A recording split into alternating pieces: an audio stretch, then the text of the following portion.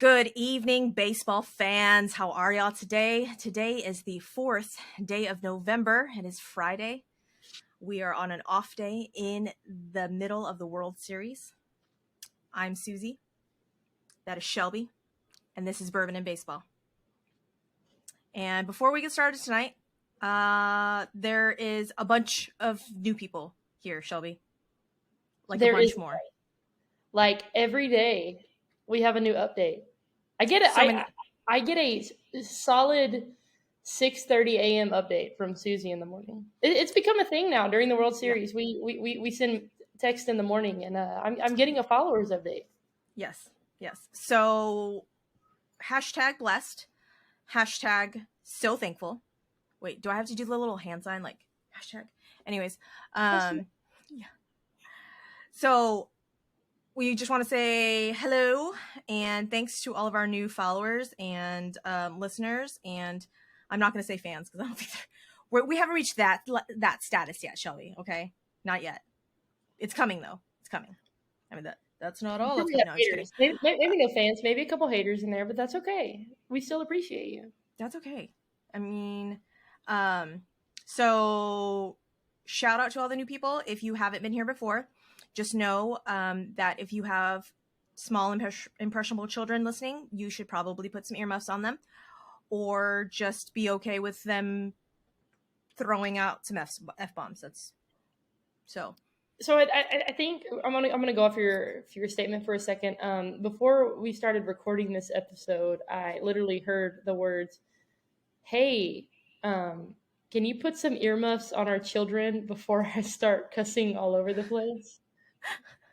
Suzy told her husband this, and yes. I about fell out in my chair. I thought it was great. You know what? I'm here for the good parenting. I'm here for it. Yeah. So, and he's like, oh, because they haven't heard you cuss before? I'm all, not like I'm about to do. No, they have not. Okay. Funny story. Three-ish years ago, we're standing in the kitchen, and one of my children had dropped something. And I hear, fuck, damn it. And I'm all,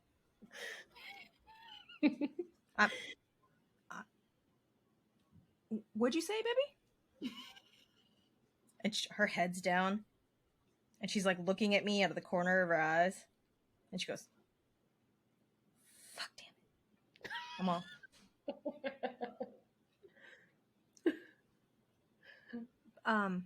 what, baby, what, and I'm trying to refrain from laughing, right? I'm trying my hardest. Your child, there's no denying this is your child at this point. So here's okay, I'll get to the crazy part. So before I can say anything, she comes up to me and she puts her little hand on my cheek and she goes, I say it when I'm older, mommy, and then walks off. The dramatic effect. And I'm all, what just happened? What just happened? Effect. And I go, the face. Yes, baby, yes. When you're older, okay, when you're an adult, like, you can say that, okay? And she goes, okay. And I'm all, oh my god, it's the face touch for me. Yeah, So when this story actually happened, I put it on my Facebook as like a long ass Facebook status update, right?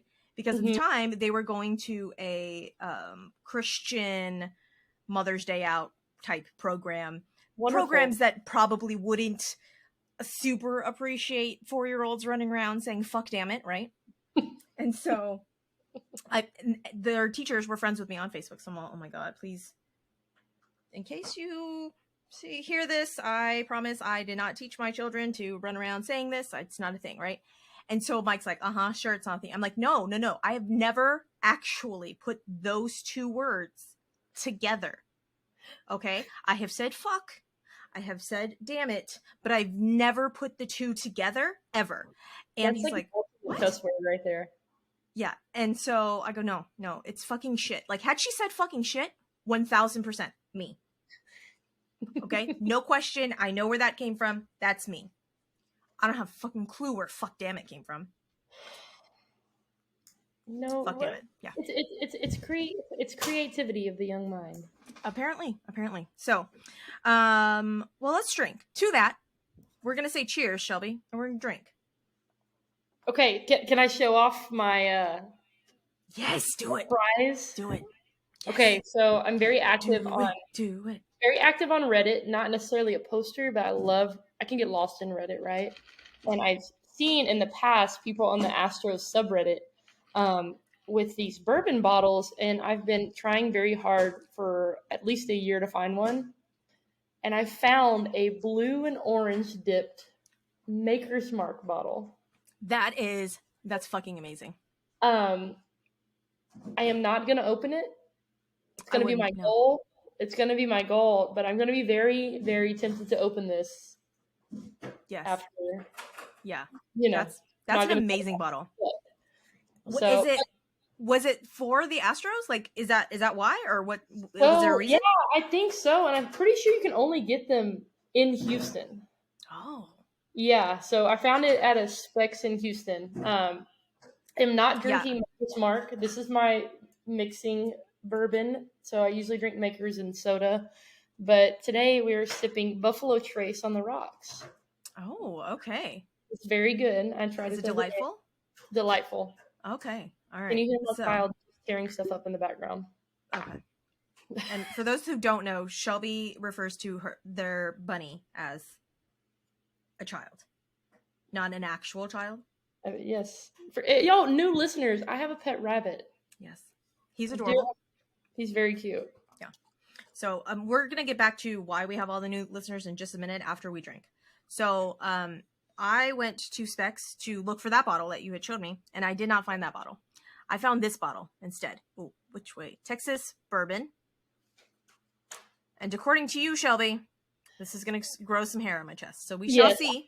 I have had that in the past, and you posted that on the Twitter, and you're like, "Oh, I'm gonna try it," and I was like, "Oh shit, oh!" And someone else was like, "It's strong." I was like, "Yeah."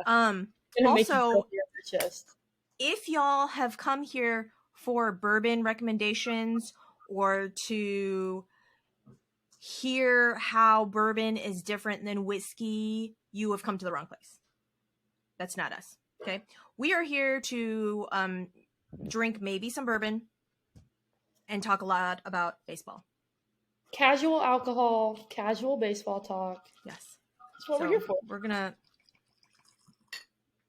try that. Okay? I can't believe you're drinking bourbon on the rocks. I am so proud. It only took you 14 episodes. I'm gonna try this. Do we have a backup? Do we have a plan B? Yes, we do have a plan B. Not that plan B. This plan B. It's too late for that plan B. I made the face. I made the face. I was seeing if you were going to say something. If you see it on YouTube, you're going to see it. Also, warning: there's a lot of adult humor and 12-year-old boy humor on the pod. So if you don't like cussing, you don't like sarcasm, and you don't like adult humor, probably not the correct pod for you. Also, the fact that people that I know now are listening to this also concerns me, but it is what it is. Anyhow, just remember my grandmother listens to this, so love you, Grandma. Bless it. Cheers. Bless it. Cheers. Okay, so we're trying the Texas bourbon on the rocks.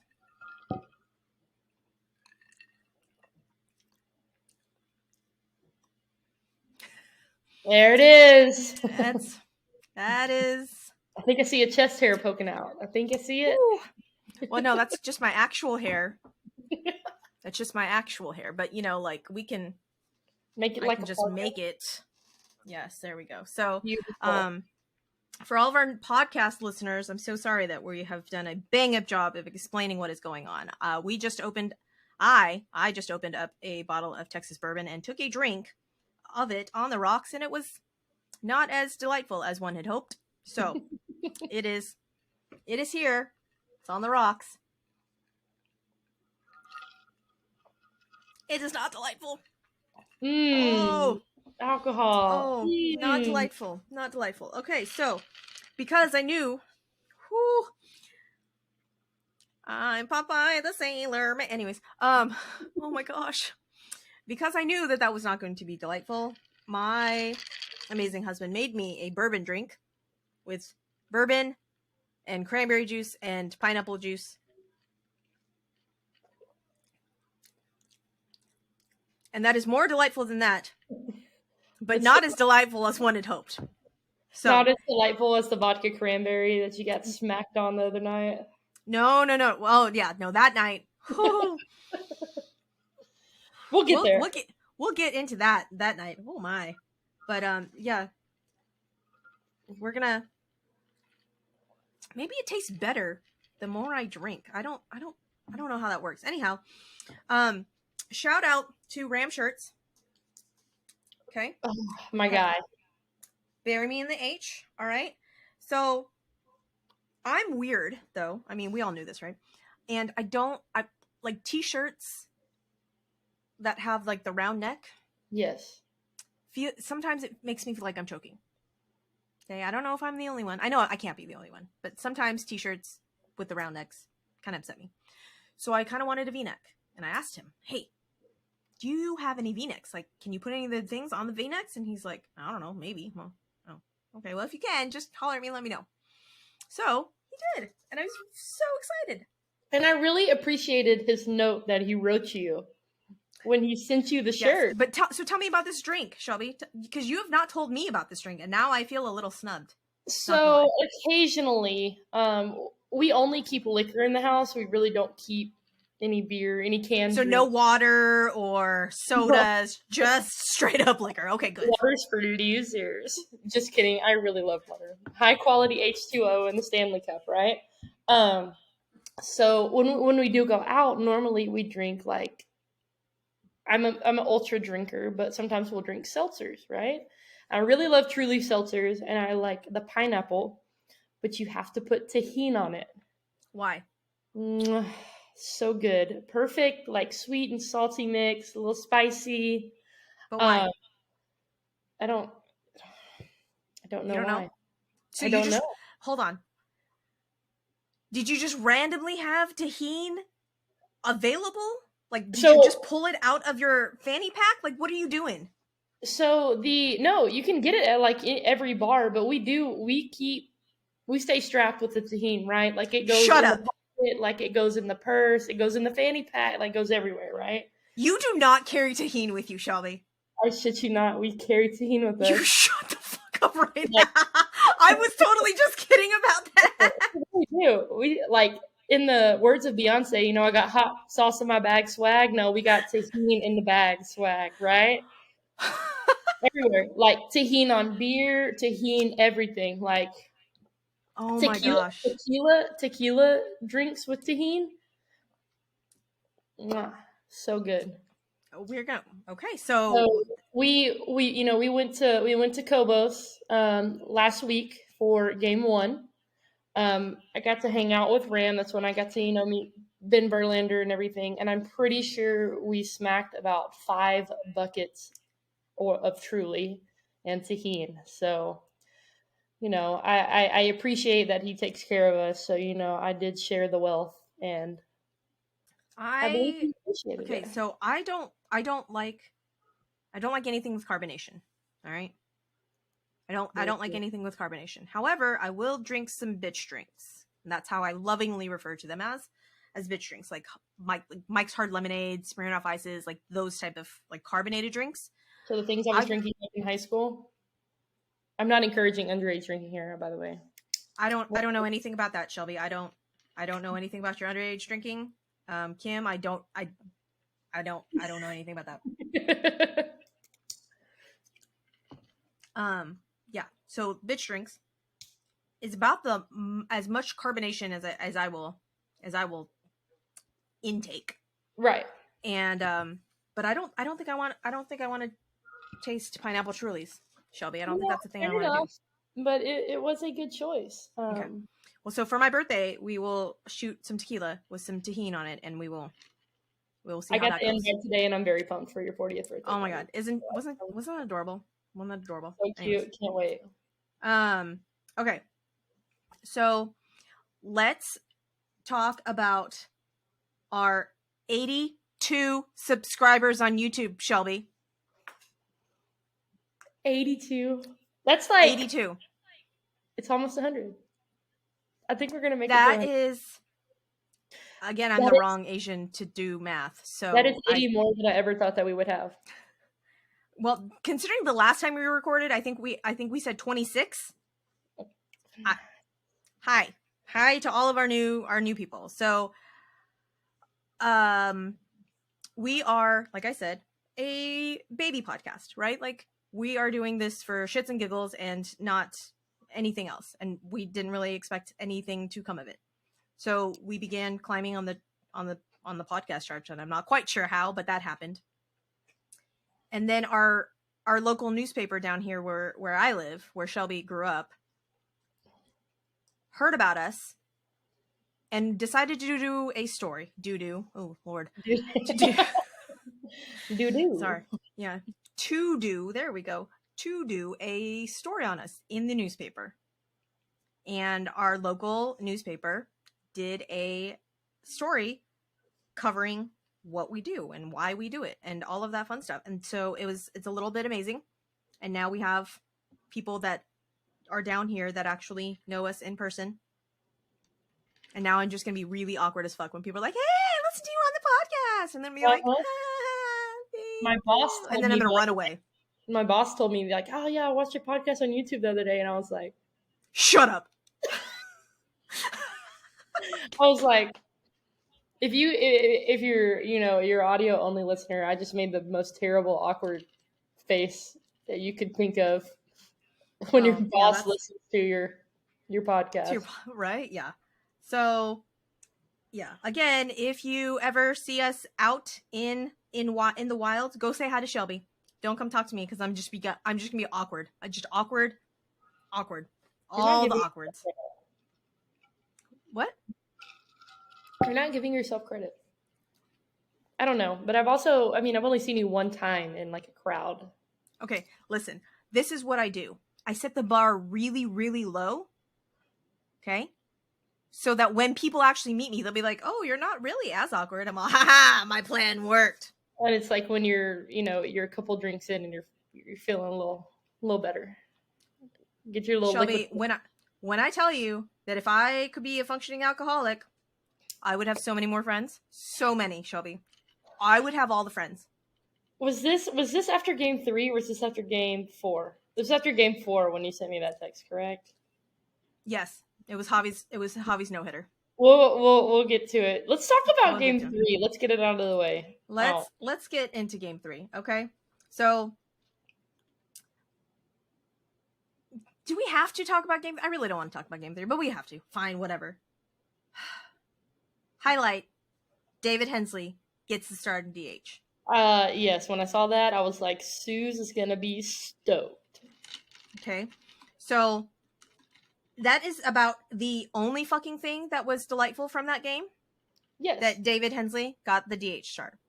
So for all of those listeners that maybe want to forget, I'm here to remind you, we're just gonna rip the scab just right on off and then just pour some tahini onto it. And we're gonna talk about how Lance gave up 5 fucking home runs. Does that hurt your heart a little? It hurts mine. So you texted me and I texted you at 8:15 stating I am unwell. That was the night of game 3. And then you followed it up with the beautiful pitch tipping video. Yeah. So, like, the top of the first, when Castellanos made that diving catch. I wanted to die. From Altuve. Of all people. Nick fucking Castellanos. When did you decide to become a Gold Glover? What the actual fuck? You literally are the worst fucking outfielder in the entire league. Literally. I'm not making this up. No, they're literally the worst. They're saying it in the booth too. They're like, he all of a sudden decided to become a good fielder. Like, it's being said. Do you know why? They asked him. They were like, so is there like a switch that you just flip? Blah, blah, blah. This motherfucker out here is saying, well, the season's long, and I'm paraphrasing, like I don't know the exact words, but essentially he basically said that the season was long, and just sometimes he just can't get locked in because he's just bored out there. Okay, good answer. So he's locked in for the World Series. I'm like, okay, first off, if I was your teammate, if I was a pitcher, I would hate him. We would have serious words. Serious words. Like, you mean to tell me that you're not giving your all out here because you're bored? What the fuck are we doing? Why did you sign a $1.5 contract? It's because the grass to be bored? It's because the grass is too nice and there's no daisies to pick out there, I guess. Apparently. So Nick Castellanos is locked in the World Series, and hence why he all of a sudden has become the best fucking right fielder ever. Given Kyle Tucker fucking a race for best outfielder. Anyways, had Nick Castellanos not caught that, had Nick Castellanos been like Nick Castellanos of like regular season, I feel like that whole game would have been different. Like the tempo of that game would have been much, much different. Absolutely, 1000%. Because I definitely, when Altuve made contact, first of all, opposite field hit, squared it up, and I was like, oh my gosh, Altuve, yes, I love it. Shit, that's pretty much my entire. And then Nick Castellanos, of all fucking people, and a deep drive. Anyway, so in the bottom of the first, Schwarber walks, and then Harper hits a 2-run bomb. And we're like, okay, that's all right. Like 2-0, like it's okay. We can come back, Lance. It's okay. Just put up zeros. We're okay. Top of the second, Ranger Suarez with 2 outs. Yuli singles. RDH. Hensley singles. Yuli to third. Chaz up there. Awesome base working, and gets the most horrific calls. And I'm not cool enough to actually do like the graphics and all this. So for the YouTube people, I need you guys to see this horrific. It was like 2 inches inside. Freaking call. Oh. Okay, so like calls. Hold on. No. Why? It's too bright. Okay, so calls 2 and 5 were called strikes. Brutal. 2 and 5. So for our YouTube followers or for our podcast listeners, I'm currently showing a graphic picture on my phone. Oh, there we go. Of the called strikes that Chas McCormick got struck out on. Essentially, he got walked. Like he should have been on first. The bases should have been juiced, and then Maldonado should have just done Maldi things, either hit a bomb or struck out. Like because there's only 2 things Maldi does apparently. I can understand like why. I mean, maybe I just don't pay attention enough in the regular season. Like I do pay attention to the scorecards that get posted and all that kind of stuff. But there has been so many momentum changing, terrible calls in the World Series behind the plate. I don't understand it. They might as well just fucking brought Angel Hernandez. I mean, at least we would have known he was going to be bad. But, when you get the World Series, you expect the best staff in Major League Baseball. You shouldn't get this. And now, I understand that, again, everyone's like, oh, well, Lance may have given up all the home runs, but you still didn't score in your... I got it. I understand how baseball works, okay, right. People? 1,000%. But you can't tell me that in the top of the second fucking inning that's not a momentum changer. With 2 on, and you get rung up on those 2 calls, that's just gonna... A rally killer. Like, that's right? A killer. It was so fucking bad. Anyways. So, after that, Harper calls over Alec Bohm emphatically. Like he's got a secret that he has got to let Alec Bohm know. He literally said, Bohmy, come here. I got something. I think I got something. Yeah. So I'm like, all right, that can be nothing. That can be nothing. And then what happens? Boom. Bottom of the second. Another home run. So I'm like 3-0. That's okay. That's all right. Okay. I still felt okay. I was like, I was good. Right? We can Then get through this. We can do pretty this. much after that one, I was not. I was No. unwell. I was unwell No. after. Stott and Skura strike out, and then Baseball Jesus hits a fucking home run. I'm like, I'm sorry, Baseball Jesus. Where did you come from? Brandon Marsh? No, sir. Go let your hair down some more. That's when I began to feel unwell. And I think after the Marsh home run, I actually got a little optimistic because you could tell that Lance McCullers was pitching like pissed off. Like he had a little extra something. And I was like, okay. I can do this. My emotions were basically at a fucking roller coaster for game 3. Right? So I'm like, okay, so it's 4-0, bottom of the second. It's kind of bad, but it's still early. Like, we can come back from this. Yeah. I have enough faith in our hitters that we can come back from this. So in the third, McCullers looks like McCullers. Like, looks like what he's supposed to do. Gets Hoskins and Real Muto. Harper grounds out. Bottom of the fourth. Sits Castellanos, boom, and Stott. Grounds them all out. Cool. Great. Top of the fifth. We leave 2 on because it's our favorite fucking thing to do ever, right? Like, with 2 outs, Chaz gets a walk, Maldi singles, and then Altuve pops out. And I'm like, okay, that's all right. That's okay. It's okay. We got this, okay? Why, for the love of God, did Dusty Baker let Lance McCullers come out? I don't know. I really don't. I mean, and I'm sure a lot of us can agree at that point he was just going to let Lance ride it out and just wear the L. I think Dusty accepted the loss there. That is my take. But, now granted, Ranger Suarez was dealing. And what I was thinking back to the regular season when freaking Martin Perez? Mm-hmm.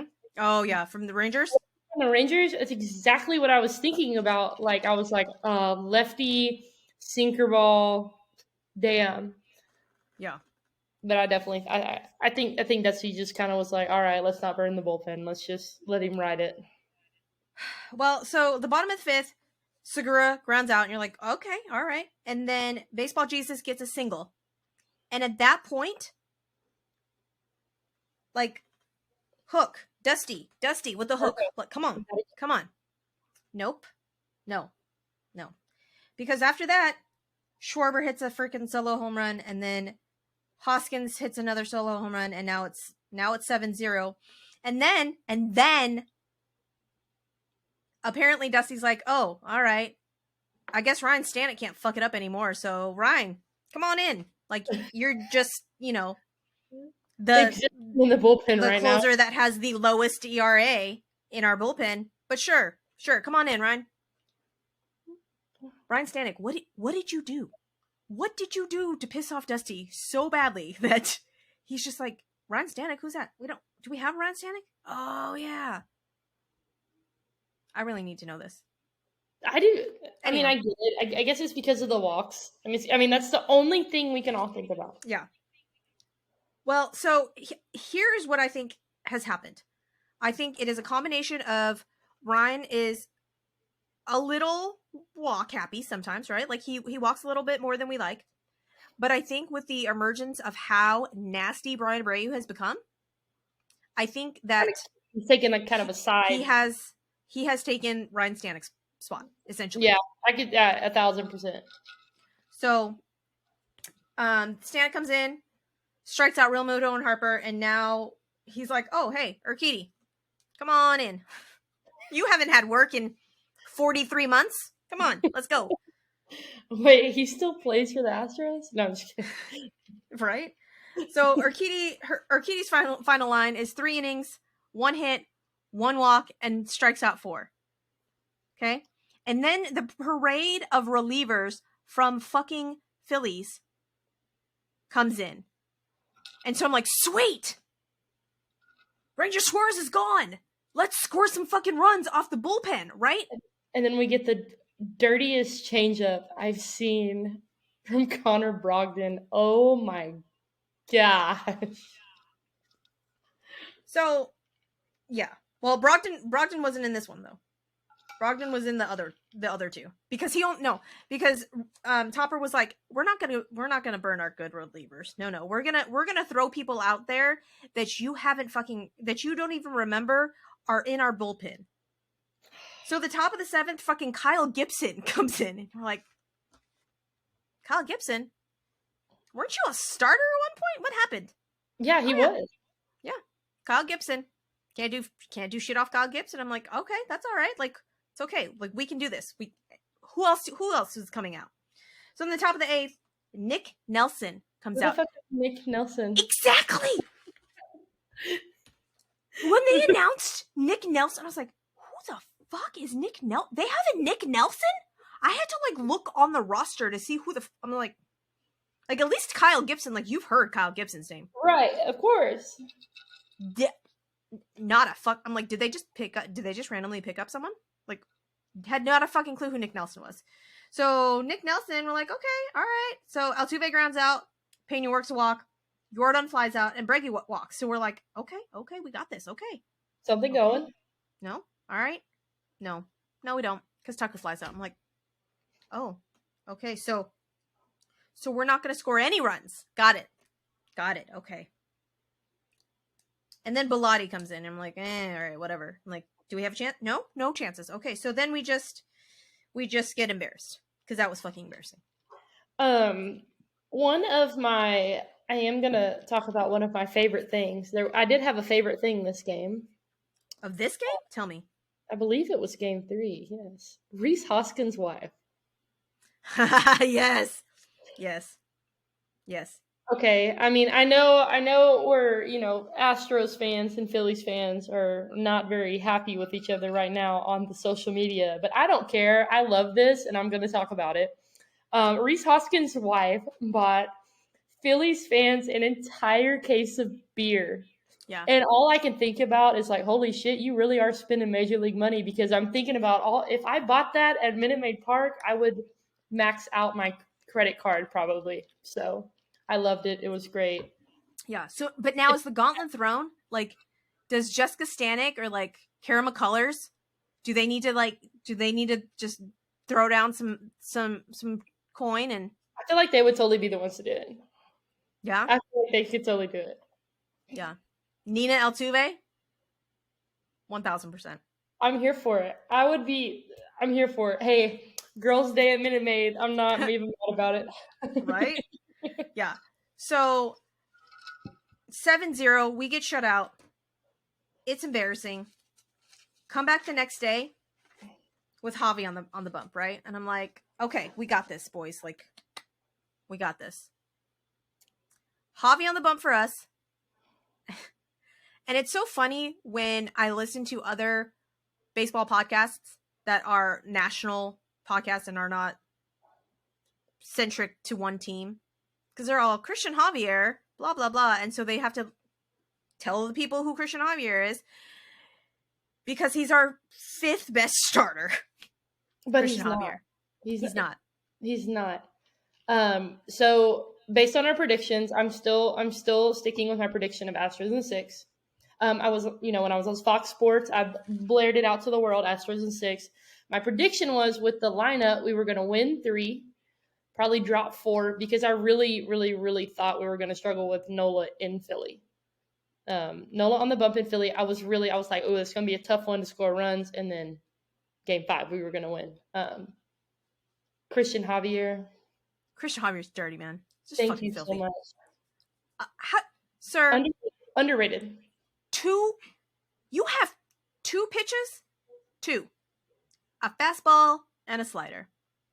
And you're no hitting motherfuckers?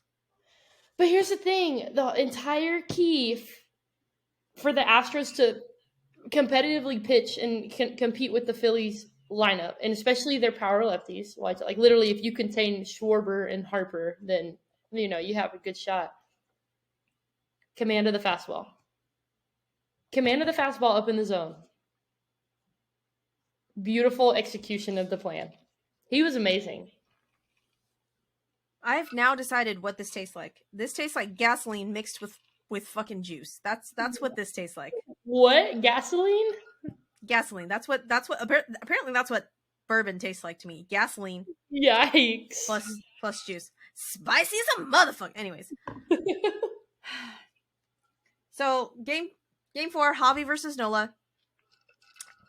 Did you see that clip of all of them on the field before the game?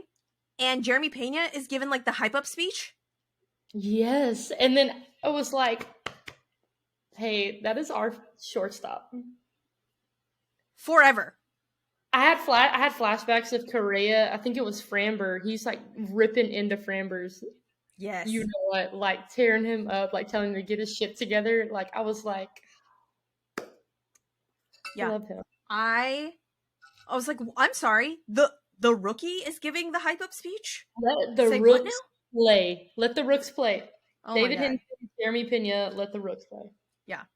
So, game 4, on the bump, Javi is fucking dealing. And it was about like the 3rd inning. I'm all, I don't think he's gotten any hits. But obviously, I don't say anything because, you know, I'm not going to put that juju out there. And I look at the box score and I'm all, no, he hasn't. What the fuck? So, in my head, I'm like, nope, not going to say anything. Not going to say anything. Not going to say anything. Not going to say anything. Okay? But let's start from the beginning. Top of the 2nd, Tuck doubles. Yuli grounds out, Tuck to 3rd. Vasquez hit by pitch. So now we have a runner on 1st and 3rd. And Diaz and McCormick strike out. And that's rally killer number 1. Okay? I'm going to go through all of our rally killers. Bottom of the 2nd, Harper walks. Castellanos and Bohm strike out. Harper still 2nd. And Stott. Why can I not read my own handwriting? He popped out to Jeremy Pena. Yes. Thank you. You're welcome. What happens when you write notes very fast. Bottom of the 3rd, Segura flies out. Baseball Jesus walks. Schwarber with the foul ball. Then strikes out. Marsh still 2nd. Reese pops out. That freaking foul ball, I'm all... Same. Sigh of relief. Okay. I felt like I was watching it in the stadium and like you see it go into the foul pole and you're like...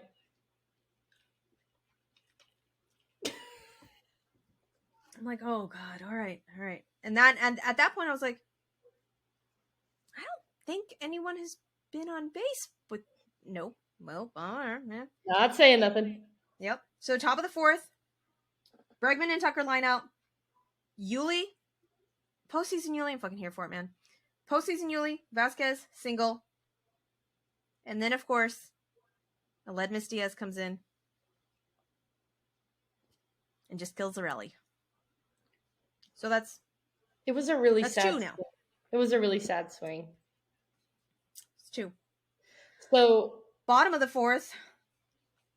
Oh, I'm sorry. Go ahead. No, when you wait before you get through the bottom of the 4th, and then I got something to say when you get to the top of the 5th. Okay. So bottom of the 4th, Riamoto, Harper, Castellanos, all strikeouts swinging. I looked at Mike when Harper swung at that 93 mile an hour fastball.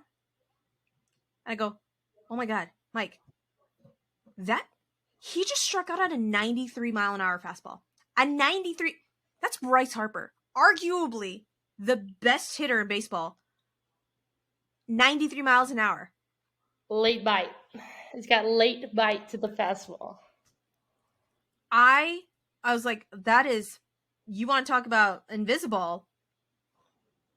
Like, couldn't do shit on it. John Cena fastball. It was ridiculous. And I was here for it. 1000%. So we get into the top of the 5th, right? One thing I'm going to talk about is at this point, Kevin Cash has sent a text message up into the booth, you know, the manager for the Rays, and literally says, Christian Javier is the best arm on both of these teams. The best arm. The manager for the Rays. So I was very, very hype about this. The top of the fifth comes up, and I look over and I literally say it out loud. I'm like, if Chas McCormick gets a hit, we're going to explode. What happens in the top of the fifth? Chas singles. And that was it. Altuve singles. Seal had been broken. They said, let's fucking go, boys. Let's go. Chas singles, Altuve singles, Pena singles. So now Nola's like, oh, just kidding. Rob Thompson sends Alvarado in. Poor Yordan. Alvarado says, you know what? Fuck it. I ain't even gonna throw to you. I'm gonna just hit you, put you on base. That's all. 100 mile an hour to the back. Oh, makes me want to throw up just thinking about what that felt like. Yeah. So we get that first run. So now it's 1-0. Chas scores. Base is still juiced. Breggy doubles, right? After the game, when they asked Bregman about it, he said in game 1, when Alvarado came in, Breggy said, yeah, I got too big. And I remembered. So I was just trying not to get too big, choke up, put a good swing on it. You know, what did he do? Beautiful Oppo double. Double. I really do think Breggy is an unsung hero right now because he has been a doubles machine. I have got to stop drinking this gasoline flavored juice. No, you don't. Okay? This is not. It's not good. It's not good. I am almost 40 years old. I deserve to drink delicious things that taste delicious. Shelby, okay? Mike's Hard Lemonade. I already got the Popeye eye. All right, I did the Popeye eye for the pod. All right, I'm not doing it. Anyways, so Breggy doubles, scores Altuve and Pena. Yordan's to third. Tuck with the sac fly. Yordan scores. Now it's 4-0. Post fucking season, Yuli singles. Not only singles in this inning. Yeah. I'm just getting there, Shelby. Jeez. Hold your horses. I said that to my daughter one time when she was like 3. And she goes, what horses? I don't have horses. I was like, cool. It's expression. Thanks. Anyhow. So Yuli singles. Bregman scores. Now it's 5-0. And then Vasquez strikes out. And Yuli, 38-year-old Yuli, steals second. Are you being good, Ben? Are you being good? So our YouTube listeners are being blessed right now. This is Benny. He's gotten so big. My pet rabbit. He's bothering me a lot right now, so I had to pick him up. So this is Benny. Audio only. Our audio listeners only, go look at the YouTube because Shelby's showing him to the camera. He's fucking adorable. Say bye. Say I'm the rally bun. Sometimes my parents pick me up and carry me around like Simba when the Astros need to score. Do you sing the song though? I'm more of a circle of life kind of gal. The circle of life. This is free content, y'all. Free content. Some good shit. Anyways. Yuli not only singles in the top of the fifth, but after Christian Vasquez strikes out swinging. He steals. 38-year-old steals. 38-year-old. He's like the second oldest person to steal a base or something like that, right? Yeah. And then guess what happens, Shelby? Then guess what happens? Your favorite player. Aledmus Diaz kills another fucking rally. So that's like 4. That's like 4 now. And at this point, I had poured myself a good drink. A very good drink. Normally when I drink, and I don't normally drink at home. It's not a thing that I do because I get very sleepy afterwards. but I knew I was going to be hyped for the game, so I was going to be okay. It was one of these cups, but it was red. Okay? Normally, I drink like a vodka cran or a Bloody Mary, and I put a decent amount of vodka in there. That day, I apparently put too much vodka in there and had forgotten to eat dinner. So, when I say that I got a little bit tipsy, I got a lot of bit tipsy. And I could actually taste the vodka in my drink that day. And at that point, when Diaz killed another fucking rally, I drank a lot. I almost like guzzled my drink because I was just so frustrated. So, bottom of the fifth, now freaking Joe Davis has talked about the no-hitter, and I'm all, what are we doing? Why are you saying that, sir? It's like you've never called a fucking baseball game, ever. But yeah, no, he's just throwing around blah, blah, blah, no-hit innings. Why? Why are you doing that, sir? But you know what? Christian Javier kind of he boss. keeps it rolling. Bohm strikes out. Rolling. Bryce start. Bowman Stott caught looking. Segura pops out. Top of the sixth, Bilotti comes in and sits Chaz Altuve and Pena down. Bottom of the sixth, Javi comes in and just is handing out ground outs. A ground out for you and a ground out for you. All the ground outs. Baseball Jesus, Schwarber, and Hoskins. Bottom of the seventh, Abreu comes in. Abreu's fucking filthy, man. The filthiness of Abreu's pitches. Good night. Strikes out Real Muto, Harper, and Castellanos. The bottom of the eighth, Montero comes in. Strikes out Bohm. Flies out to Stott. And then Segura lines out. And Tucker with the catch, man. Beauty. That is why... Hey, Nick Castellanos, you been taking notes over there? Is that what you've been doing? You just been looking at Kyle Tucker, like, making all the fucking plays? It's like, I can do that too. And then, bottom of the ninth, Presley comes in and starts Baseball Jesus off with a strikeout. And then walks Schwarber. And then Hoskins flies out. And then Tuck again with the catch. Because that is why he is our Gold Glover. And then Real Muto grounds out. And I don't give a fuck what anybody says. A combo no-hitter is still fucking amazing. It's still a no-hitter. Why is that a thing? It's still a no-hitter. Like, why is it a thing? I don't understand why that's been an argument. Is there a fucking zero in the hit column? I dare say a combo no-hitter may be cool. Well, it's not cooler than one guy doing it all. But it's still pretty fucking cool because, like, more hands have got to be on balls. Have got to throw. Have got to, orgy. I was trying to do a metaphor about cooks in the kitchen, and it got lost because I've been drinking gasoline flavored juice.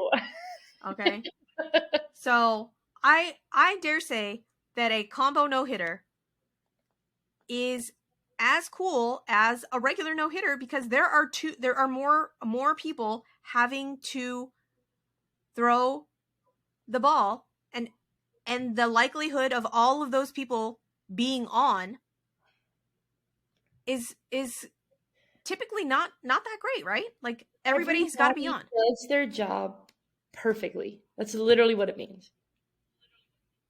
Everybody does their job perfectly. So, like, the fact that Javi handed it off to Abreu, who handed it off to Montero, who then handed it off to Presley, and everyone got to touch the smooth balls and throw them. It's amazing. Yes, I meant to say smooth balls. Yes. Because apparently the balls have changed again, according to Trevor May of the Mets. So, I don't know. So, we go from, like, the lowest of low from Game 3 to the highest of high in Game 4. And if that is not the most baseball thing to ever baseball. I don't even know. How did you feel going into Game 5? Like, how did you feel? Obviously, you had terrible heartburn that morning going into Game 5. But how did you feel? I am not going to drink this. I did feel uneasy. I felt a little uneasy about Game 3. I felt weird about it when I woke up that morning. Game 4, I was like, I don't know. How did you feel Game 5? I was a little bit apprehensive about Game 4 because of how well the Phillies hit high velocity fastballs at the top of the zone. And what is Christian Javier's bread and butter? And I was like, oh, all right, well, maybe we'll get blown up in Game 4, but then again, maybe we won't. There was a lot. Game 5. There was a lot of talk Game 5 about Verlander starting, right? Yeah. I woke up with a very odd feeling that Verlander was going to perform very well. I don't know what it was. I was listening to Sean Salisbury on 790. Somehow it was friend on Twitter, by the way. He follows us. Friend of the pod. He follows us. Pod. He does follow us. Yeah. And I was like, you know what? He's going to redeem himself. And by God, what did the man do in Game 5? Redeemed his fucking self. Beautiful outing, Justin Verlander. As, my wonderful friend Suzy would say, my orifices were tight the entire game. They were puckered. But beautiful. And pleased. I was a little worried. I'm not going to lie. I was a little bit apprehensive. And I was like, okay, surely it can't be that bad again, right? It can't. And then, so we start off with Altuve doubling right off the bat. I'm like, sweet. Beautiful double. Let's go, right? Let's fucking go. Thor, aka Noah Syndergaard, on the mound. And the fact that they started Noah Syndergaard versus Zach Wheeler, I was like, that's a little weird, right? Like that's a little weird. But I figured you were start, your 1B or whatever at home, right? Doesn't that make sense? It would make sense. Did you see the fact that they didn't? What? Noah Syndergaard's hair looks really thin. Did you see that? Yes, and with the receding hairline. It's not very Thor-like. I know. I feel. I don't. It's not. I'm not trying to like make fun of, Thor, but it's not. It's not Thor-like. It's not Noah Syndergaard's. It's like Anthony Davis shaving his eyebrows, right? It's not cute. It's not cute in the least bit at all. No, thank you. So yeah, no, it wasn't good. It wasn't good. And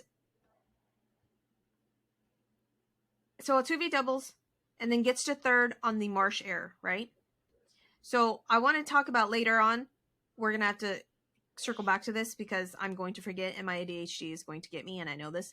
But I want to circle back on center fielders, first baseman, and errors, okay? Perfect. We're going to circle back. So, but Marsh, with the error, he bobbles the ball out there, right? So, Jose, Altuve gets to third.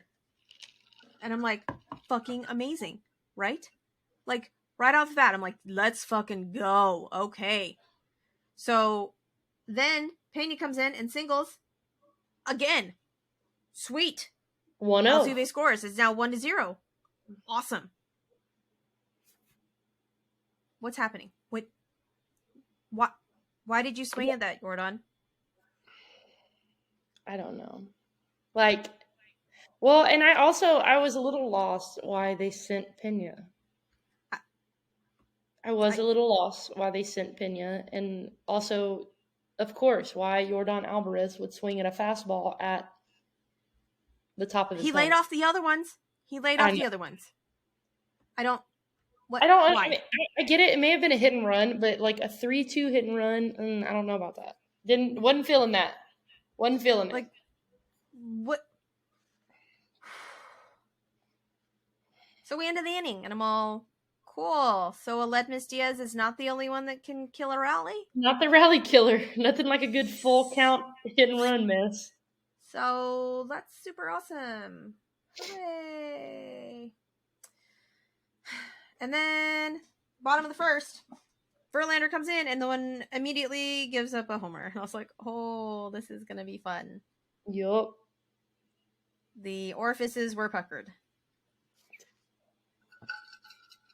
And now Verlander's now the all-time home run gifter of all time? Yep. Like, that's not a thing that we want, right? No. Not a thing, but, whatever. That's cool. Bottom of the second. Bowman stop, hops out, then Segura singles, baseball Jesus. Works a walk. Schwarber walks. I was not and now mad. The bases are juiced. I wasn't mad about the Schwarber walk. I wasn't. I wasn't thrilled with the Schwarber walk, but I mean, I trust that he's gonna do something. Righty arm on lefty bat, higher chances of getting big hits. So I was like, okay, of course I was gonna be nervous with the fucking bases loaded, but I'm like, if you're gonna walk anybody, Schwarber, Harper, gotta go. I don't care. Was not mad about it. So I will say, shout out Dusty that you had Ryan Stanek warming. Okay, like, cool. Why am I still drinking gasoline juice? Jesus, Lord have mercy. So Stanek is warming, and I'm like, oh, okay. Like, we're just gonna hit the bin real quick. That's okay. And I'm just praying against all hope that Rhys Hoskins does something not good for them, but good for us. And he strikes out with the bases juiced. And I was like yelling. I was so excited. So excited. Because that's like vintage Verlander, right? Like he absolutely. It's Cy Young. He got out of a jam. So the bottom of the third, JT strikes out. Harper walks. Not mad about it. This is my note for that. Harper walks, and then in parentheses, fuck it.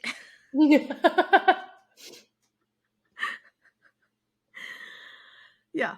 So, and then Castellanos, because obviously Castellanos is going to, do something, and he thought he had that.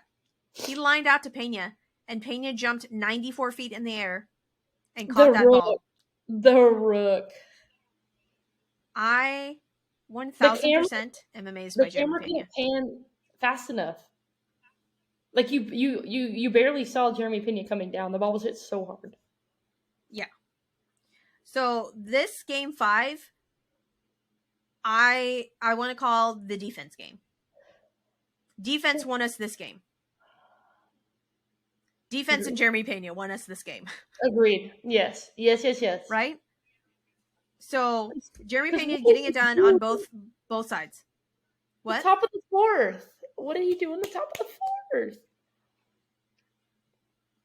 He left him in too long, man. Rod Thompson, you left him in too long. But kudos to you. Because Jeremy Pena, hard hands, Jeremy Pena with the solo fucking bomb. And the thing is, you throw him the curveball 15 times in an at-bat. I mean, yes, he's a rookie. He struggled with off-speed away all year. Adjust, beauty, line drive to left field, clutch. Just both sides. All of his sides are delightful. And then Jordan with just the tip. Just the tip gets fouled. Breggy doubles. Almost out. Almost. What was that about? Like, why? Why do you have a bullshit fence in front of another bullshit fence? Like, what? I'm sitting there getting excited. You got to keep your. And you can't even see the fence. So I'm not even gonna lie. Yeah. I'm like, oh my gosh, I think it was out. I'm like, I think it was out. And then I look. You gotta protect your goddamn flowers. Like, what are you doing? The fence is this tall. I'm like, And I feel like it looks like it's behind the padding too. It was dumb. It was fucking dumb. And it would have been a home run because it would have been in the fucking Crawford boxes had we been home. But whatever. It was a double. Okay? It was a double.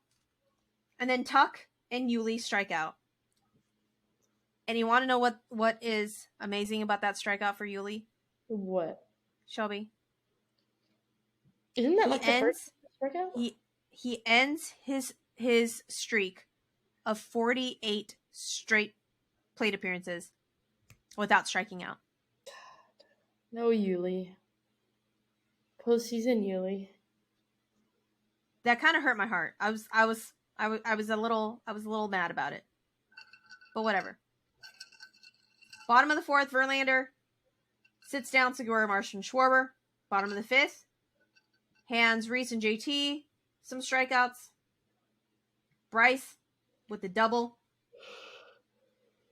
And then Castellanos. I don't know what the fuck Castellanos is thinking. Free swinging Castellanos, who is just going to swing at all of the things, decides at this moment in time that he's going to go against all of his nature and work a 10-pitch at bat. I was like, oh, all right, Nick Castellanos. They're in the booth and they're like, oh, Castellanos is normally really aggressive. And you're like, yes, he swings at everything. Yeah. No. He's going to work a 10 fucking pitch at bat and then finally flies out. I was like, sit your ass down, Nick Castellanos. Like, just sit down. Go away and sit down. You're not Kyle Tucker. I don't know who you think you are over here trying to be Bryson Stott, working a 10 pitch at bat. Anyways. So then Neris gets the ball.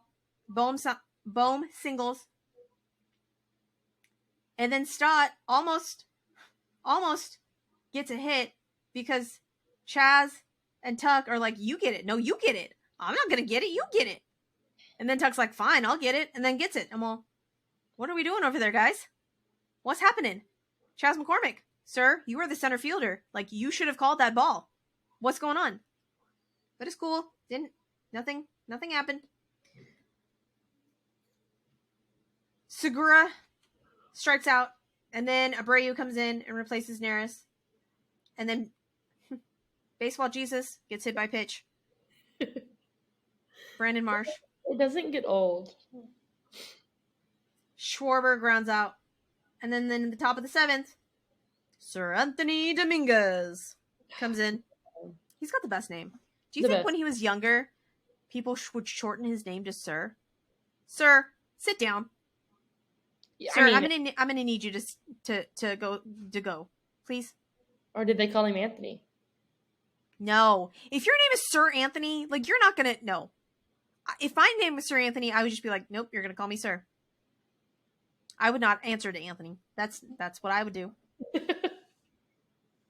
Anyways, so the top of the seventh, Sir Anthony Dominguez comes in. Yuli doubles.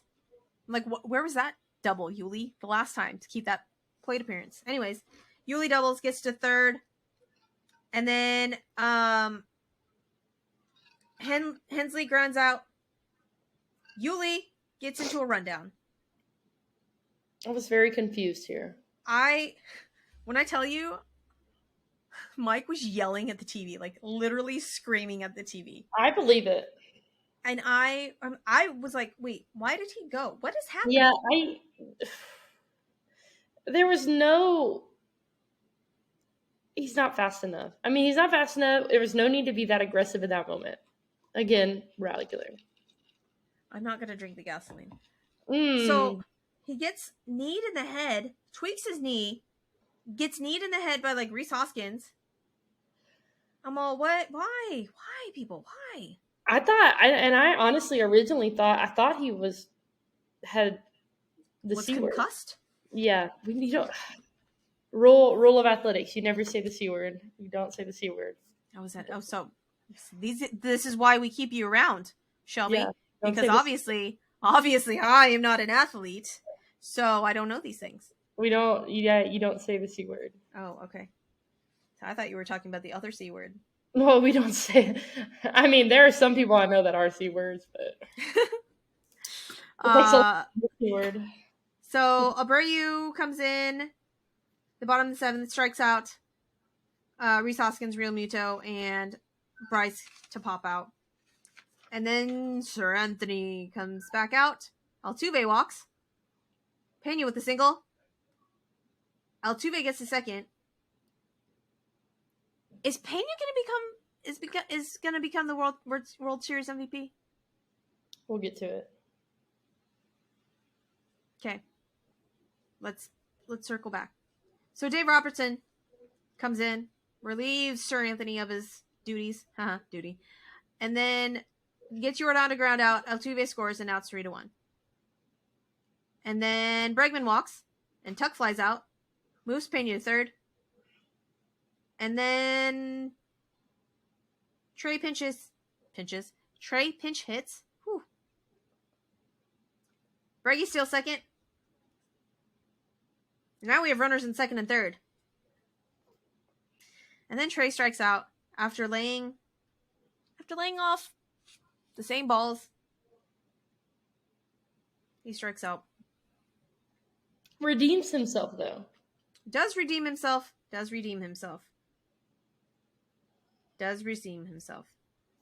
Later on. But still. I was so mad. I was like, yeah, leaving 2 runners on in this type close of a game, it's not gonna come back to haunt us. It's not. Nope. And then bottom of the 8th, Montero comes in. Why? Why did Montero come in again? Was it because Stanek warmed up already? And then wasn't used, so he had to be sit down, so he couldn't re-warm back up and come back in? Say that again? Why did Montero come in? Like, why did he not use Stanek? Was it because Stanek warmed up at the beginning in the second? And so probably, yeah. No. Yeah, I mean, I think so. I just think it's, as a pitcher, it's very hard to get up and get in a game mindset. And then you literally burn your pitches while you're pitching, right? And then now he's gotten hot, and now he's sitting down. He's gotten cold. He's lost all, mentally probably has to re-warm up. It's just too much. It's too much. Yeah. Because I think that was confused. I was confused on why Montero came back in, because I was like, they've literally seen him almost every game. Yeah. So you mean to tell me that they're not going to make the adjustment to Montero? Because obviously they made the adjustment to Montero, because right. Castellanos walks, Bone strikes out, Stott walks. Castellanos gets a second with 1 out. Segura singles. Castellanos scores, and now the score is 3-2, and I'm all super. So now Stott is on third, and then he's like, cool, we're just gonna... Presley, come on in. You've not done any sort of 4 or 5 out saves in a long ass time, and you've only done it one other time this season in June. But cool. We're gonna do a 5 out save right now. You cool with that, Ryan Presley? Let's go. So Presley comes in and strikes out Baseball Jesus, and then Schwarber grounds out. And not only did Schwarber ground out,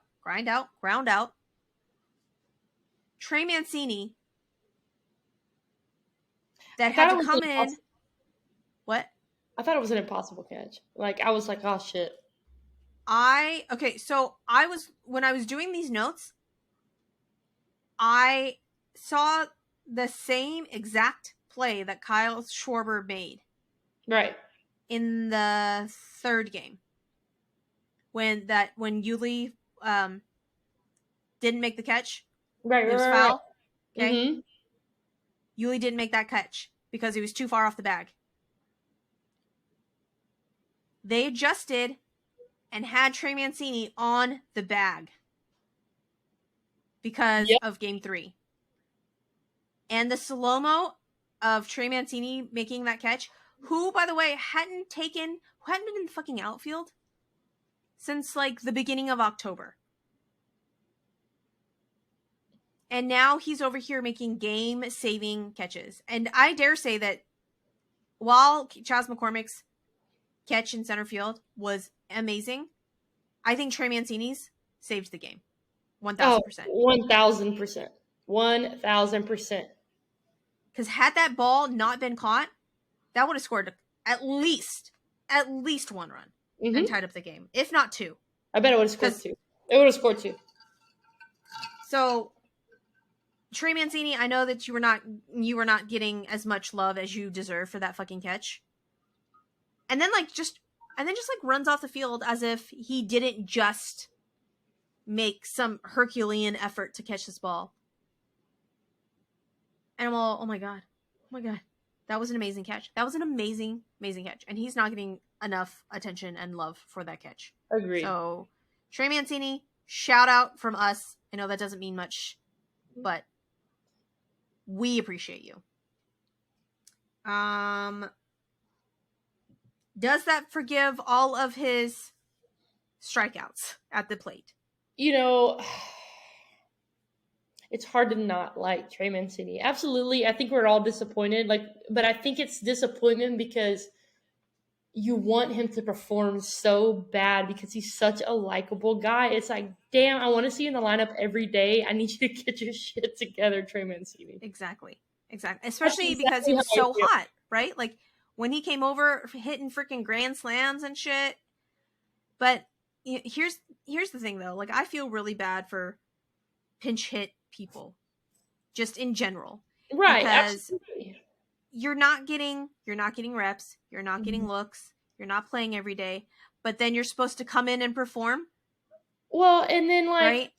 And who knows? Maybe that's a turning point for Trey Mancini, right? If he does show up in the lineup tomorrow. But I think David Hensley has been a really good choice because, to be honest, nobody's performing in the DH spot, right? David Hensley has no expectations because he literally can't fucking do any worse. So he also doesn't have the pressure on himself either. He's like, damn, can't do worse than what these guys are doing. So at this point, it's all uphill from here. That's pretty much. But no, I do. I really like Trey Mancini. I hope that was a momentum changer for him. I mean, I feel bad because Dusty Baker's like, I don't know who I'm going to have in the DH spot. I'm like, oh. Okay, cool. Good answer. Right? Just the answer we wanted to hear. Yeah. But yeah, so Trey Mancini saves at least one run. I think two. You think two, yeah? Okay. I think two. Top of the ninth, Hensley singles, Chas strikes out, and then Maldi singles and just makes me look like a freaking fool because I literally had just tweeted, why are we not pinch hitting for Maldi? And then he singles. And I'm like, oh. That's why. Or Maldi can single. Cool. But then Altuve ground into a double play, and it's still 3-2. I'm like, cool. We didn't need insurance runs. That's all right. We can do this. And then in the bottom of the ninth, Ryan Presley comes back out, and it's like, hey, guess what? I'm a badass motherfucker. Did y'all not know this? Look what I can do. Casually strikes out Rhys Hoskins. And then JT Realmuto, that had an in-the-park home run earlier in the season, hits the fastest catcher on the face of this planet. Oh, God. Hits the fucking ball, and I'm all, oh, my God. Oh, my God. Same. We're going into extra innings. Fuck. And then Chas says, motherfuckers, do y'all not know that I was a hooper and I scored 1 gajillion points in high school? No, actually, he scored 1,000 points in high school. How do you score 1,000 points in high school basketball? I don't understand that. That is amazing. Chas McCormick says, it's cool. Look what I can do. This is a goddamn layup, y'all. I can dunk. Look, this is what and just makes this fucking catch on the freaking beautiful on the fence, and is just like, nope. I'm gonna run through the fence. I'm gonna run through the wall. I'm gonna catch it, no matter what. And then makes the catch, and then also leaves a beautiful imprint on the warning track. That was amazing. Amazing. Big fan. I was like, no way. There's no way it can be real. That might Did be you really? It might. Oh. I'm making my wallpaper. That's awesome. And then afterwards in the interviews, he's like, yeah, it's like that, earlier I wasn't aggressive enough. And I said to myself, nope, we're going through the wall. Like, look at you, Chas McCormick, making that freaking catch. And the fact that it was Chas McCormick is just poetic justice, as he's like on his back looking up at Phillies fans. Has this cemented him the center fielder job? Dusty Baker, I need you to answer this. It's got to. I mean, obviously. I mean, he has taken care of his business. He's been more than phenomenal. I would have thought that after New York in the ALCS, when he hit that 2-run bomb, that would have cemented him the center field job. But the fact that I still feel like it hasn't, I'm like, surely this has done it, right? I hope so. He's definitely. I mean, this entire postseason, he's won over Astros fans. So, do you know that 1, 2, 3, 4 motherfuckers have, well, lots more than 4, but 4 motherfuckers who you're like, do you have a higher OPS than Yordan Alvarez right now in the World Series? I believe it. Chas McCormick, Christian Vasquez, Chas McCormick, David Hensley, Martin Maldonado, all have higher OPSs. Wow. Than Yordan. Maldy? Wow. Okay, then. Yeah. Do you know what Jeremy Pena's OPS is right now? What? Just guess. You have like a 1.2? 1.028. That was close. You were very close. That was close. A 1 daughter. Breggy is second with 919. Kyle Tucker is third with 897. And then Altuve is 757. Yuli Gurriel, 718. And then Christian Vasquez, of all people. Of all people. With a 650 OPS. Just sitting down. Why are we not pinching? Why are we not DHing Christian Vasquez? I don't know. I know there's a lot of strong emotions about Christian Vasquez not starting behind the plate too. So, I mean, yes, but why? I want to sound intelligent. Yes, however, if Marty, I was trying to say, I'll put it together. I couldn't decide. Apparently, my mouth couldn't decide if I wanted to say Martine or Maldonado, so I just went with Marty because that's a person. Maldy.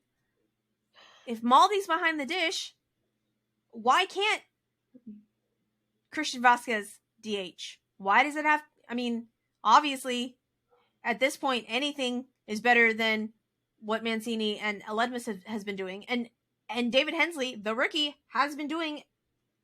It's got to be. I mean, and I guess my thing is you got to have at least one catcher on the bench in case one goes down, right? It's kind of my thought. So are we afraid that he's gonna get hit by a pitch and get hurt, or like running down the line and pull a hammy? Is that what we're afraid of? I don't know.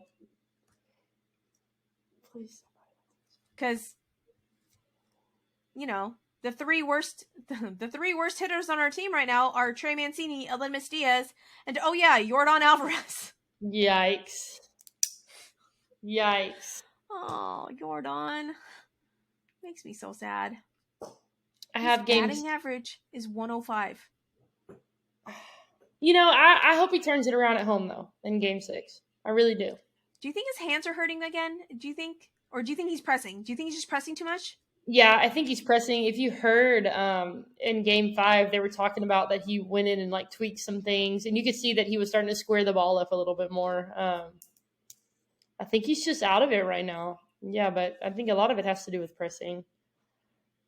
I think so. I was in my minute athletic ability knowledge. I was thinking that I don't think he's seen the ball well enough for fastballs because he's been getting a lot of high heat, right? Again, we all know that he can't hit the high heat. Yeah, he doesn't hit. Well, He doesn't hit well. Yeah, he doesn't hit high pitches well. So now I think he's cheating towards high heat, but because he's cheating towards high heat, now he's not seeing the breaking balls well either. And I don't know. I mean, I feel like he's doing kind of the same thing Altuve is doing when he's not successful. Like when Altuve's not as successful, he's pulling the baseball really bad. Like, I mean, yes, he does hit for more power, so he has like a lot more strikeouts than he would. But when he is like a consistent all around hitter, he's spraying the ball to all fields. But you can tell that Yordan Alvarez is trying to mash every baseball to right field. Yeah. So, yeah. I do want to talk about, I know we got to wrap up Game 5 really quick. I know we've been on a very long rant about all of the things. I do want to talk about our unsung hero, Ryan Presley. Let's talk about Ryan Presley. Ryan Presley has 5 saves in the postseason. 5 saves in the postseason. And I think that is getting severely overlooked. But I fucking need to hear Johnny Cash. And see one more see time. The flashlights. See the flashlights? Beautiful. I'm glad we finally got on that train because damn, it took enough time for us to be, but he has been phenomenal. He has been phenomenal. This is what I need to happen, Shelby. For all of the fucking casuals that are gonna go to Game 6, I need y'all, rich motherfuckers, to stand your asses up and cheer as loud as you possibly can. I don't even give a fuck if you don't know what is going on. I just need you to be fucking loud. And if y'all don't sing the Jose song, I will come down and shank all of you. Every single one of you. All right. What do we like better? Jose? Chas Chomp. Why do I gotta decide, Shelby? I don't want to decide. I want to do both of them, okay? I'm actually really upset that we don't have something for each fucking player. It's gotta flow. It's gotta flow and it's gotta catch on. Okay? Like, we're in the off season, we're gonna talk about the KBO and how in the Korean baseball organization, every player has their own song, has their own little chant. I love it. I'm here for it. Okay? I don't understand why that's not a thing. Why don't we have this? I need all of the Jose's. I need the Chaz Chomp. I need something with Jeremy Pena and Hard Hands. I need motherfuckers to be loud in Game 6. Because it was an amazing... I will hand it to Philly fans. Y'all were loud. Y'all were rude motherfuckers, but y'all were loud. I need it to be loud, especially if freaking Rob Manfred is gonna say that the roof has got to be fucking open again. Game 6 needs to be loud. What uniforms are we gonna wear? Well, Fromber's pitching, so it's gonna be blue. You don't think it'll be orange? No, because Fromber's on the mound. It will be the navy blue. It will be the one that he likes, so that he can wipe all of the sticky stuff that he has on his hands off on his uniform, so that nobody can see it. So navy blue tomorrow. You said you wanted to talk about center fielders, right? Yes. Okay. So when this series started, did we not say that the Phillies' Achilles heel, ooh, that kind of rhymed, I should be a rapper, was their defense and their bullpen. Yes. And all of the bullpen has said, you know what? We are going to make that Suzy chick look really fucking silly by saying this shit, because that now we're just going to be lights out. Yep. That's what the Philly bullpen said, right? And then the defense was like, oh, hey, guess what? We can also step up. So they have stepped up in the last, 43 games that we have played. It's kind of felt like 43 games. Yes. But in the last game, I feel like the cracks have started to show. Between Rhys Hoskins booting that ball, and then Trey Mancini making that amazing catch, and then the Brandon Marsh error compared to Chas McCormick's amazing catch. Now, granted, I realize it's not apples to apples and oranges to oranges, and it's apples to oranges and whatever. But the defense for the Astros have been there. Right. Absolutely. And that's exactly why we traded for Trey Mancini, was for his defensive prowess. But I am amazed that it's taken this long for the cracks to show in the Phillies defense, but that this came down to the little things. Absolutely. Making plays that are, but it's definitely fundamental plays, right? Obviously, turning two, all that kind of stuff. But I just think the Astros, especially in Game 5, just out momentumed them. Like, I don't think there was no big major mess up. I don't think it was just like clean baseball. But you had the big catch of Trey Mancini, you had the home run from Pena, you had the big catch from Chas. You had Chas starting the rally off with a single. Like, it's not like anything major happened. Absolutely, the Pena bomb is great, but we just had more momentum-changing plays than the Phillies did, right? Yes. Little things. Is Jeremy Pena going to win World Series MVP, Shelby? I don't know. You want to know why? Because you think Ryan Presley's going to get World Series MVP? No, that's not why. Because I need to see what Framber Valdez does in Game 6. Do you think if he twirls another gem, do you think Framber's going to get the World Series MVP? I think potential. I do think potential. Interesting. I also think, I stand by it, I think Alex Bregman is an unsung hero at the moment. I think if he breaks it open in Game 6, I think he also is in the running. So, let's see. For World Series stats, Jeremy Pena, 4 runs, 8 hits, 2 doubles, 1 home run, 3 RBIs, 1 walk, 6 strikeouts. His slash line is 381, 409, and 619. Whew. So for those that are listening that don't know what a slash line is, because I originally didn't, slash line is batting average, on base percentage, and slug in that order. Right. So that will never change. So Jeremy Pena's batting average is 381, on base percentage is 409, and then a slug is 619. Basically, on base percentage, anything higher than 350? 354, yeah. Is very good. Slug is based off of what is it? What's the highest? Not. I've drank too much gasoline juice. It's like Shelby. number of bases and number of hits, basically. Like how many times you hit the ball. So obviously the slug number is, I want to say if it's over 500, it's phenomenal. Is that what that is? Mm-hmm. So his slug is 619. Alex Bregman has 3 runs, 4 hits, 3 doubles, 1 home run, 4 RBIs, 1 walk, 3 strikeouts.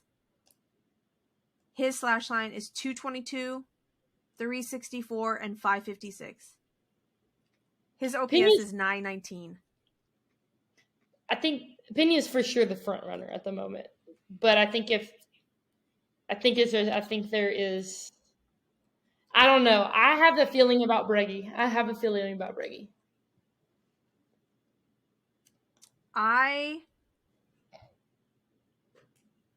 Do you know what Jose Altuve's batting average is right now?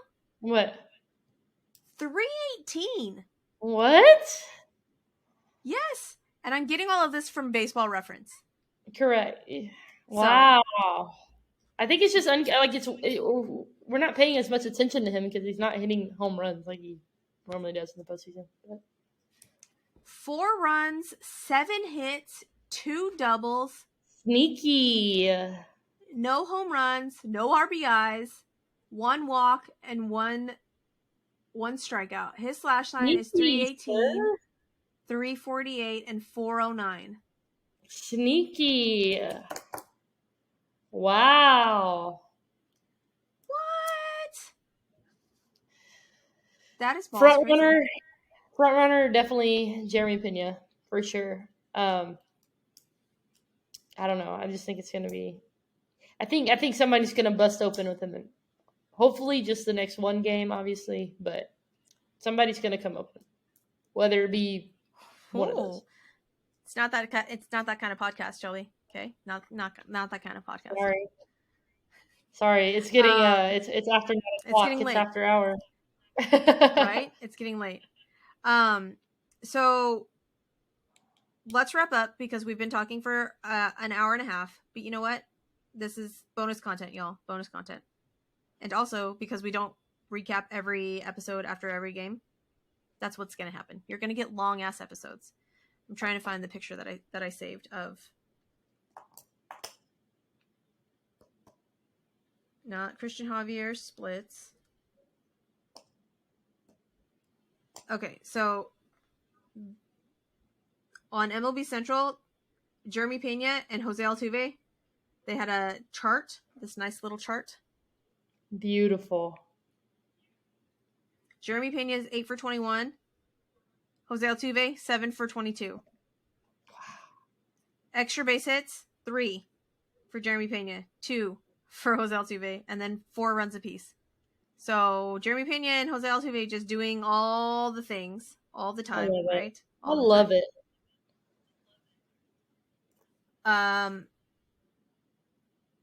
And I saw this thing on Twitter and said, how beautiful have our rookies been? In 2014, we had Springer. 2015, Correa. 2016, Bregman. 2017, Gurriel.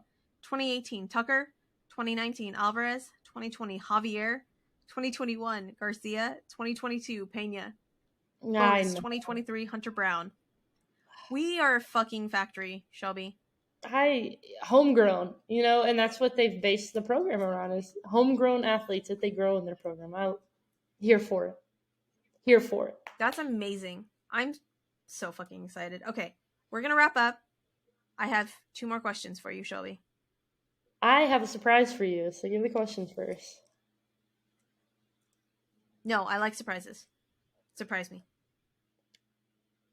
I brought you a small Spanish phrase today.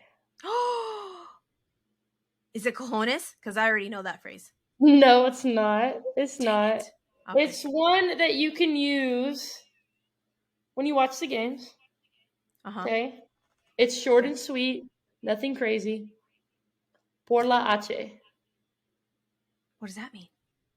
Por la H. For the H. I love it. Vamos, Astros, por la H. Oh my gosh, I love it. Astros for the H.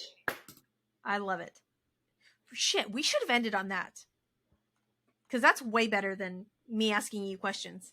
Dang it. There you go. You can practice it and you can close it out with that. So I will. Okay. 1. Do you think that Game 5 was the last time we will see Justin Verlander in an Astros uniform? I don't. You think he resigns? You think we give him enough money for him to stay? I don't know, because I think after his postseason performance, I think his value has declined. Despite him winning the Cy Young, he's going to win the Cy Young award, but he's going to be brought into a rotation if he goes anywhere to rebuild. He's going to be a rebuilding guy, I think. So, do I want him to resign? I guess I should rephrase that. Yes, I would like us to resign him, but I think we're going to be well off without him. So, I just hope he's not a Scott Boras send-off like Miracle. See, I don't think my only thing with Justin Verlander is that he is going to go somewhere that can contend, right? So that drastically narrows the playing field. Right.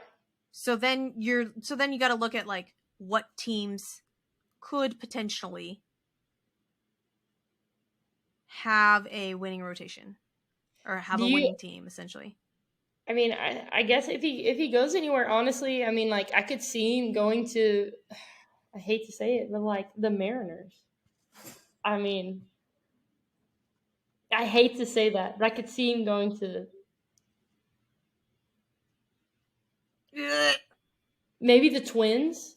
The Twins. Okay.